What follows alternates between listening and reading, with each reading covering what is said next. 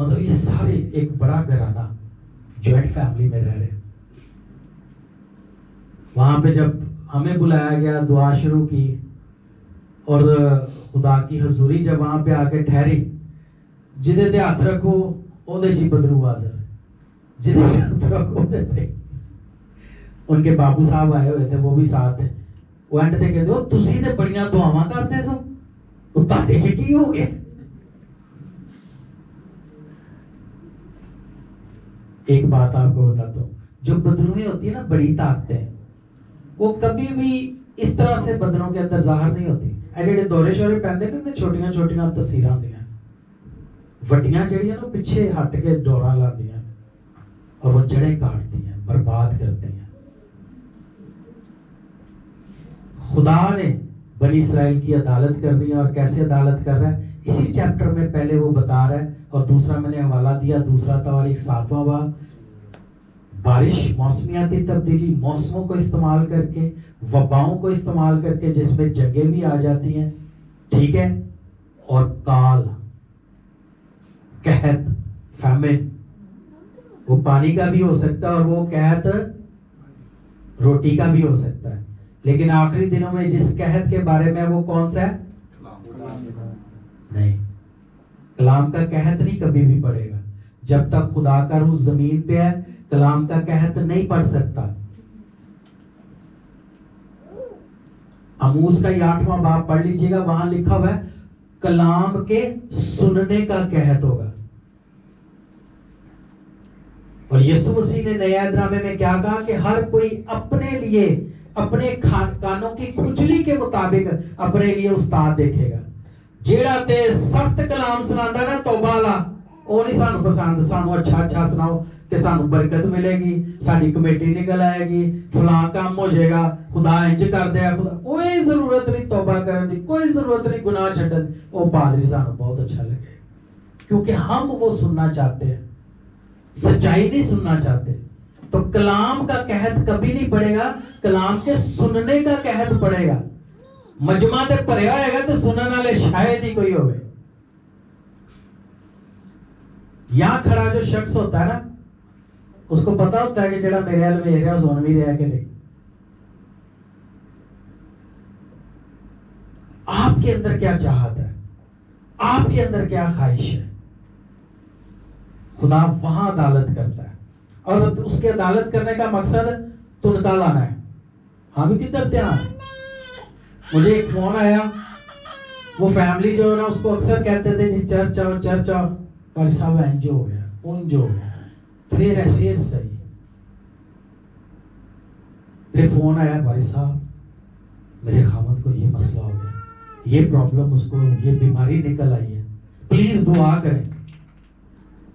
مینوں ٹائم دیو, روز میں دعا تانوں فون کراں گی, روز مینوں ٹائم دیو, جدوں تانوں کہنے ساؤ اودوں تسی آندے نہیں.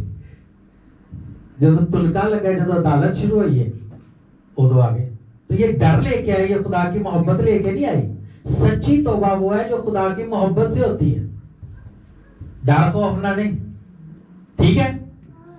اب خدا ان کی عدالت کر رہا ہے. خدا یہ سارے سائن ان کو دکھا چکا ہے کہ میں تمہاری عدالت کروں گا, اور وہ ان کو کہہ رہا ہے میں تم سے یوں ہی کروں گا. یوں ہی کا کیا مطلب ہے؟ جو پہلے وہ بات کر چکا ہے, اس کا مطلب ہے جن سے وہ بات کر رہا ہے ان کو پتا ہے. اگر میں آپ سے کہوں بھائی کہ میں تہاڈے نال انج ہی ملاں گا, مطلب آپ کو پتا ہے میں پہلے کیسے ملا, ٹھیک ہے نا.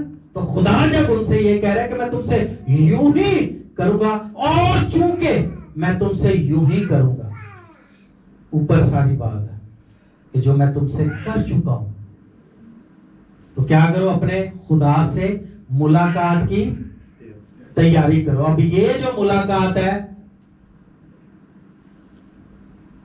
یہ کوئی پیار محبت جفی والی ملاقات نہیں ہے. یہ وہ ملاقات نہیں ہے جو یعقوب خدا سے کرتا ہے. یہ وہ ملاقات نہیں ہے جس کے لیے خدا ترس رہا ہے, خدا چاہتا ہے کہ وہ ملے. وہ موسیٰ سے کہتا ہے کہ تو ان بزرگوں کو لے کر, ان قوم کو لے کر آ پہاڑ کے اوپر, اور میں ان سے بولوں گا. اور جب وہ بولتا ہے تو کہتے ہیں بس ابھی موسیٰ ہی نہیں, تو ہی بول تے تو ہی سانو دس دیا کر خدا کی کہتا ہے.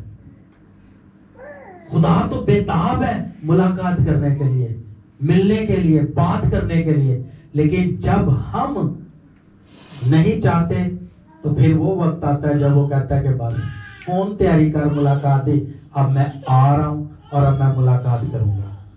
اب یہ سارے واقعات جو ہو رہے ہیں, آپ یہ اس کو دیکھیں کہ یہ کیسی زبردست ترتیب ہے.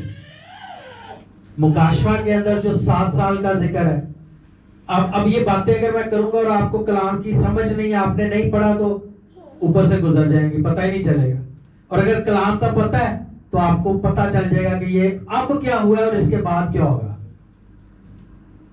اور یہ چیزیں کس طرف جا رہی ہیں. بہت سارے مسیحی لوگ جو ہیں وہ ڈسیپشن کا شکار ہے, دھوکے کا شکار ہے. ہماری بائبل سٹڈی ایک ہوتی ہے, اس میں کچھ پاسٹرز لوگ ہیں, ان میں بھی ایک دو ایسے لوگ ہیں جو کہہ رہے ہیں کہ نہیں یہ کلام کے مطابق نہیں ہے جو اسرائیلی کر رہے ہیں. میں جسٹیفائی نہیں کر رہا, وار خدا کو پسند نہیں ہے, لیکن خدا کی عدالت کا ایک وقت ہے. وائز 3 باب میں لکھا ہے کہ امن کا ایک وقت ہے اور جنگ کا ایک وقت ہے. ہم اسرائیل کے ساتھ اس لیے کھڑے ہیں کیونکہ ہم خدا کے ساتھ کھڑے ہیں. ٹھیک ہے. اور ایک اور بات یاد رکھیے گا ہمیشہ, جب بھی آپ کی زندگی کے اندر معاملات خراب ہوں, جب بھی آپ دباؤ کا شکار ہو جائیں, جب بھی آپ مشکل میں پڑ جائیں, جب بھی حالات آپ کو دبا دیں, آپ کے ارد گرد دشمن کھڑے ہو جائیں, آپ کو سمجھ نہ آ رہی ہو کہ یہاں سے کیسے نکلنا ہے, تو یہ وہ وقت ہے کہ خدا آپ سے بات کرنا چاہتا ہے. اس کو اس طرح سے لے, کیونکہ خدا ہمیشہ, پوری بائبل کو اسٹڈی کریں, خدا ہمیشہ برے حالات کو آنے دیتا ہے تاکہ ان میں سے بات کرے. اچھے لاچ اسی نہیں چاہتے, اسی نہیں دیکھتے خدا اس لیے یہ چیزیں ہونے دیتا ہے, وہ عدالت کرتا ہے تاکہ ہم اس کی طرف متوجہ ہوں.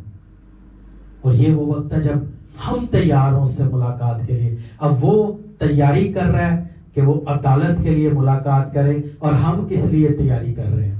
اس وقت 2 قسم کے لوگ ہوں گے. ٹھیک ہے, کلام کے مطابق 2 قسم کے لوگ ہوں گے. ایک وہ جن کی عدالت ہوگی اور وہ جہنم کے لیے چنے جائیں گے. خدا نے جہنم لوگوں کے, انسانوں کے لیے نہیں بنائی, لیکن ہم نہیں, خدا معاف کرے, وہ جو ادھر جائیں گے وہ اپنی مرضی سے جا رہے ہیں کیونکہ انہوں نے یہ راستہ چنا. خروج میں خدا نے کہا کہ میں زندگی کو اور موت کو دونوں کو تیرے سامنے رکھتا ہوں, لعنت کو اور برکت کو. چننا تم نے ہے, یہ ہم چنتے ہیں, یہ ہماری خواہش ہے, ہماری مرضی ہے کہ ہم کدھر جائیں. اور دوسری ملاقات ان لوگوں کے لیے ہے جن کو وہ لینے کے لیے آ رہا ہے. ٹھیک ہے. خدا کے بہت سارے لوگ اس بات پہ متفق ہیں. ریپچر سنیں, ریپچر پتہ ہے آپ لوگوں کو, جب کلیسیا اٹھائی جائے گی. نہیں سنا؟ جی سنا. ہاں, تو اس کے 3 کانسیپٹ ہیں. ایک یہ ہے کہ یہ جب اذیت کا وقت شروع ہوگا, یہ اس سے پہلے ہوگا. کچھ یہ کہتے ہیں کہ